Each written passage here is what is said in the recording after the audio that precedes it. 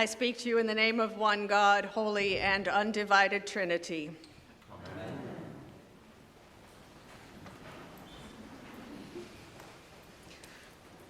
I have been musing a lot about the power of song lately, how songs can transform a soul and a room, how songs have been at the heart of the Christian story and of every movement grounded in the justice of God, starting with Miriam's song after the Israelites crossed the Red Sea, from the psalm Jesus sang on the night before he died, to the songs sung by enslaved Africans, to the songs associated with the civil rights movement.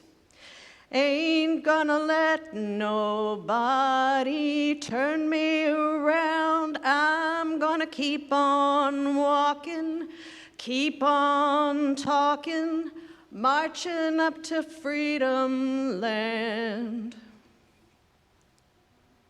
Now, I don't know this for sure, but I imagine Absalom Jones, the first Black person ordained by the Episcopal Church, was singing as the white people dragged him out of the church on his knees. And I am sure those songs gave blessed Absalom strength and courage as he served a church that was hostile to Black people, as he testified to a Congress that did not want to hear from him about the oppression and violation of human dignity that enslaved and freed Black Americans were suffering. Blessed Absalom and other freedom fighters were scorned, belittled, and ostracized by white people because they threatened the status quo. They threatened white people's sense of superiority, and they threatened the economic system of the day. As our story from Acts starts this morning, Paul and Silas are traveling to the Greek city of Philippi. They soon find themselves trailed by an enslaved girl possessed by a spirit that gives her the ability to see the unknown, and that has caused her to be the object of exploitation. Her owners have a good gig. They send her out to the square, and people give her money to tell their fortune, and they keep everything that she earns. But Paul gets more and more irritated by this spirit, and after a few days uses the power given to him by Jesus to drive it out of her. Now, you would think this would be good news, and it likely was for the girl. But it was not good news for her owners. They are outraged by this healing. Why?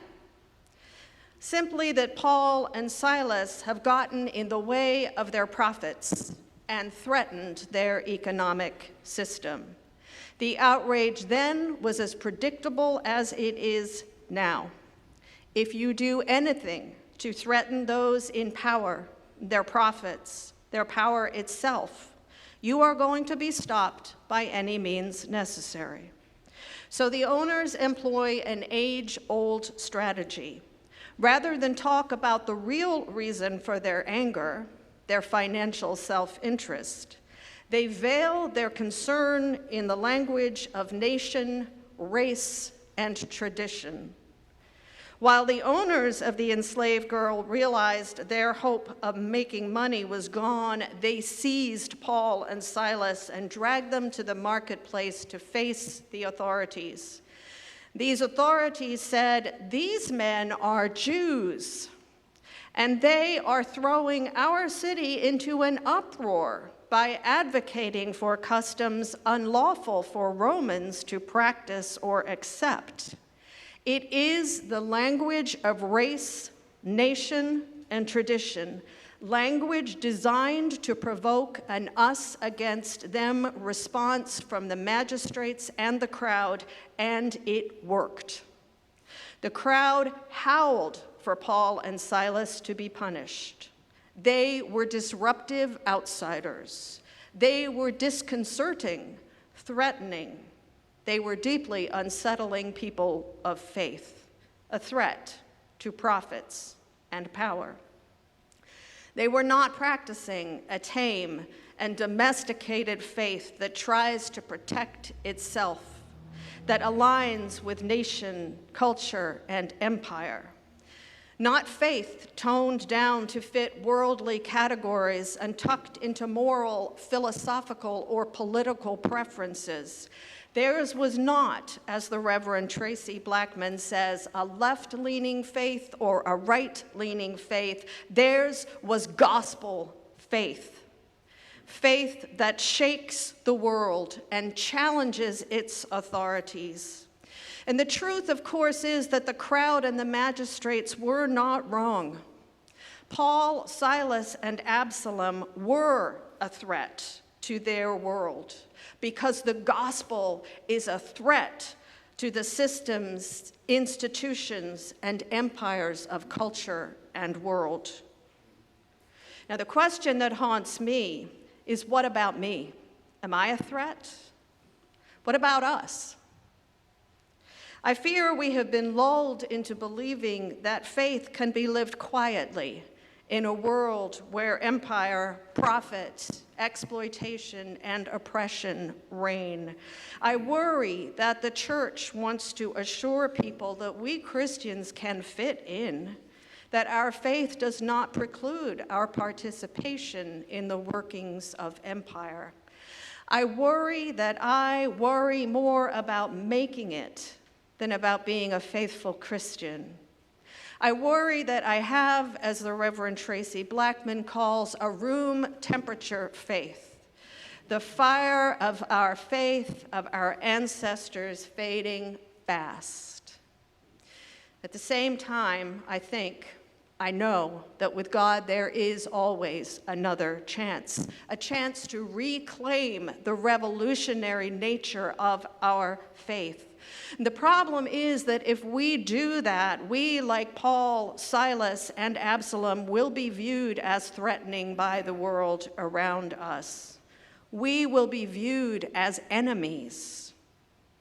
When the orders that called the National Guard to Ferguson, Missouri, to squash the protests against the killing of Michael Brown were made public, it was discovered that they named the preachers and pastors, my friend Tracy Blackman among them, as enemies of the United States.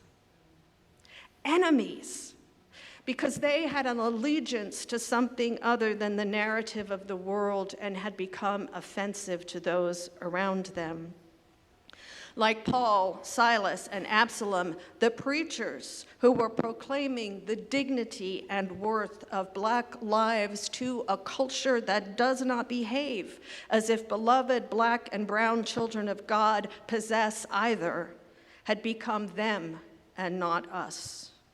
Our world, like Paul's, is a world of them and us, a world that profits from division, oppression, and exploitation of the poor, of Black and brown people, of LGBTQIA people, and of those who seek refuge here. I cannot help but wonder what might happen if the church, the body of Christ, was to start effectively, collectively, and publicly proclaiming a gospel that everybody, every single blessed life is important to God, and further living like it is so. What would happen if our faith actually caught fire? Actually, I know what would happen. We would be under attack. Paul and Silas did not end up in prison for towing the line. They got there because they were the good news of Jesus Christ is a threat to the world as it was ordered, a threat to power. They did not end up there by advocating a watered-down, domesticated moral vision, but for driving out a spirit that was holding a girl hostage and thus disrupting a system that profits on exploitation and division. And the crowd hewed and hews the party line. For Absalom, even after he was ordained, he was shunned and ostracized by white clergy and white churches. For Paul and Silas, there was no trial. They were simply beaten, stripped, thrown into an inmost cell, and shackled to the wall. But, there's always a but with God. But, about midnight, the Bible tells us Paul and Silas were praying and singing hymns. And I don't imagine these were whispered little timid songs, but these were loud, strong hymns of faith, deliverance, and freedom. Ain't gonna let nobody turn me around. Songs sung while shackled to the wall with no idea if they would be executed the next day or were going to spend the rest of their lives in prison.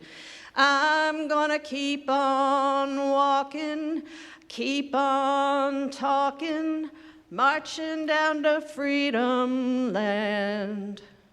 Their singing was not based on knowledge of a happy outcome.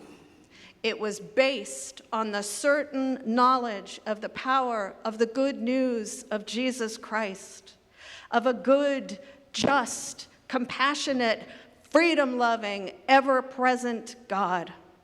This is the faith to which we are called, a faith preached and proclaimed with power, that calls us to accountability with the least of these.